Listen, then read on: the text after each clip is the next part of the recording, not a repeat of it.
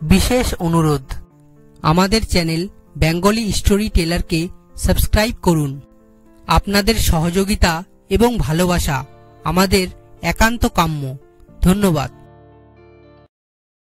নমস্কার বন্ধুরা, আজকে আমি আপনাদের শোনাবো নাসিরউদ্দিন হোজ্জার মজার ঘটনা, অতিথি পরায়ণ ব্যক্তি। একদিন এক চায়ের স্টলে হোজ্জা সবাইকে বললেন, আমি একজন অতিথি পরায়ণ ব্যক্তি।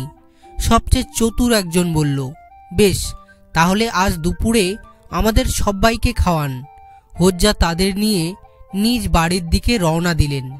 বাড়ির কাছে গিয়ে হোজ্জা বললেন, আমি আগে আগে বাড়িতে গিয়ে স্ত্রীকে বলি আর তোমরা আসতে থাকো। খবরটা শোনার পর স্ত্রী রেগে আগুন।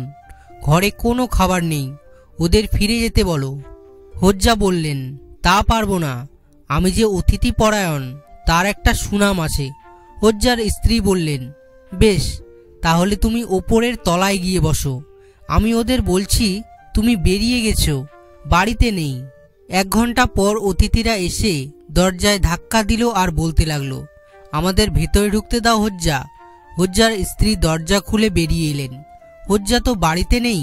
সে কি, আমরা তো তাকে বাড়িতে ঢুকতে দেখেছি আর দরজার দিকে লক্ষ্য রেখেছি তার ঢোকার পর থেকে, বের তো হয়নি। স্ত্রী চুপ করে গেলেন।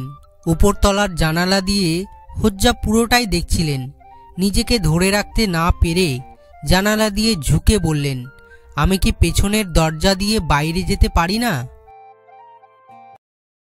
গল্পটি কেমন লাগলো কমেন্ট করে জানাবেন এবং ভিডিওটিতে অবশ্যই একটি লাইক করে দিবেন।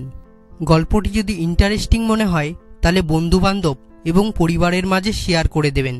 চ্যানেলে নতুন হলে সাবস্ক্রাইব করে বেল আইকনটি বাজিয়ে দেবেন, তাতে পরবর্তী ভিডিওর নোটিফিকেশন সবার আগে পাওয়ার জন্য।